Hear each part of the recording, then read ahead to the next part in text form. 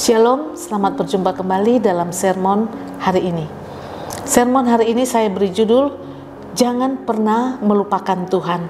Mari kita buka sama-sama di dalam Ulangan 8 ayatnya yang ke-11. Firman Tuhan berkata, hati-hatilah supaya jangan engkau melupakan Tuhan Allahmu dengan tidak berpegang pada perintah, peraturan, dan ketetapannya yang kusampaikan kepadamu pada hari ini. Amnesia adalah istilah dalam ilmu kedokteran, suatu kondisi ingatan atau memori seseorang yang mengalami gangguan. Penyakit ini memang tergolong ringan, tetapi dapat mengakibatkan orang mengalami gangguan ingatan yang tidak normal. Amnesia terjadi ketika orang mengalami benturan yang sangat keras di kepala yang mengakibatkan pikiran dan ingatannya menjadi terganggu, tidak dapat mengingat akan apapun. Banyak sekali orang Kristen mengalami amnesia rohani. Mereka mudah sekali melupakan kebaikan Tuhan, lupa jam-jam ibadah, lupa berdoa, lupa baca firman Tuhan, karena hati dan pikiran hanya tertuju kepada perkara-perkara duniawi, sehingga lupa akan perkara-perkara rohani. Peringatan ini bukan hanya ditujukan kepada umat Israel, tetapi juga bagi semua orang percaya yang hidup di zaman sekarang ini. Karena ada banyak hal yang berpotensi mempengaruhi untuk melupakan Tuhan. Di sini saya hanya ambil dua hal. Yang pertama, karena kebutuhan hidup. Mari kita baca firman Tuhan dalam Ulangan 8 ayatnya yang ke-12. Firman Tuhan berkata, apabila engkau sudah makan dan kenyang, mendirikan rumah-rumah yang baik serta mendiaminya. Kebutuhan hidup berupa sandang, pangan, dan papan adalah faktor utama yang membuat banyak orang melupakan Tuhan dan bahkan meninggalkan Tuhan. Kekhawatiran terhadap pemenuhan kebutuhan hidup seringkali menghalangi seseorang untuk hidup maksimal bagi Tuhan. Padahal di bagian lain dari firman Tuhan, mari kita buka sama-sama di dalam firman Tuhan yang terdapat di dalam Matius 6 ayat 25. Firman Tuhan berkata, karena itu aku berkata kepadamu, janganlah khawatir akan hidupmu, akan apa yang hendak kamu makan atau minum, dan janganlah khawatir pula akan tubuhmu, akan apa yang hendak kamu pakai. Bukankah hidup itu lebih penting daripada makanan, dan tubuh itu lebih penting daripada pakaian? Tetapi yang Tuhan mau, mari kita prioritaskan Tuhan di dalam hidup kita. Sebagaimana firman-Nya di dalam Matius 6 ayatnya yang ke-33, firman Tuhan berkata, cari dahulu kerajaan-Nya dan kebenaran-Nya, maka semuanya itu akan ditambahkan kepadamu.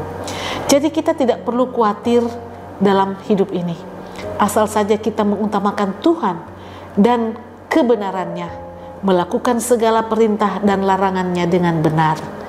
Yang kedua, yaitu harta kekayaan.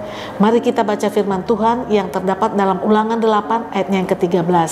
Firman Tuhan berkata, dan apabila lembu sapimu dan kambing dombamu bertambah banyak, dan segala apa yang ada padamu bertambah banyak. Ayat 14, jangan engkau tinggi hati sehingga engkau melupakan Tuhan Allahmu yang membawa engkau keluar dari tanah Mesir, dari rumah perbudakan. Tuhan ajarkan kepada kita semua agar hati kita tidak terikat atau tidak terpaut pada harta kekayaan sehingga kita melupakan Tuhan. Ketika kita dalam kelimpahan atau ketika kita dalam zona nyaman, kita tidak lagi menyandarkan hidup sepenuhnya kepada Tuhan. Harta kekayaan menjadi sumber pengharapan dan andalan kita, bukan lagi Tuhan. Padahal Tuhan sudah ingatkan kita juga pada ayat firman Tuhan yang lain di dalam Matius 6 ayat 21. Firman Tuhan berkata, karena di mana hartamu berada, di situ juga hatimu berada. Mari kita baca di dalam Amsal 11 ayat yang keempat. Firman Tuhan berkata, pada hari kemurkaan harta tidak berguna, tetapi kebenaran melepaskan orang dari maut. Dari ayat-ayat firman Tuhan yang kita sudah baca tadi, kita diingatkan di atas bahwa kita manusia cenderung ketika kita berkelimpahan melupakan Tuhan dan perintah-perintahnya. Kita tidak lagi membuat mezbah pribadi, tidak ada lagi mezbah keluarga, tidak ada lagi doa secara pribadi, bahkan kita tidak lagi membaca firman Tuhan, bersekutu dengan umat Tuhan melalui ibadah-ibadah yang ada di gereja kita masing-masing. Malah kita cenderung berubah sikap menjadi sombong atau tinggi hati. Kita berpikir dengan harta kekayaan yang melimpah, kita dapat berbuat apa saja dan menemukan kebahagiaan hidup. Kadang yang kita berpikirkan, harta kekayaan yang kita punya itu adalah hasil jeripayah kita sendiri. Kita lupa bahwa yang kita punya termasuk tubuh jiwa roh kita ini datangnya dari Tuhan, milik Tuhan, karena dialah pemilik segala sesuatu. Kita ini hanya dipercaya Tuhan semata untuk mengelola berkat tersebut. Status kita ini adalah manajer, bukan owner. Kekayaan, keberhasilan, atau kesuksesan adalah kasih karunia Tuhan semata. Karena itu kita tidak pantas berkata, kekuasaanku dan kekuatanku, tangankulah yang membuat aku memperoleh kekayaan ini, sebagaimana dikatakan dalam Ulangan 8 ayatnya yang ke-17. Bapak, Ibu, Saudara yang kekasih Tuhan kita Yesus Kristus, janganlah pernah kita melupakan Tuhan, dan biarlah kita selalu mengingat kebaikannya. Sebab tanpa campur tangan Dia, tanpa campur tangan Tuhan kita Yesus Kristus, kita ini bukan siapa-siapa. Amin buat firman Tuhan. Mari kita satu dalam doa. Bapa, terima kasih atas kebenaran-Mu yang sudah mengajar kami untuk selalu mengingat kebaikan Tuhan dalam hidup kami.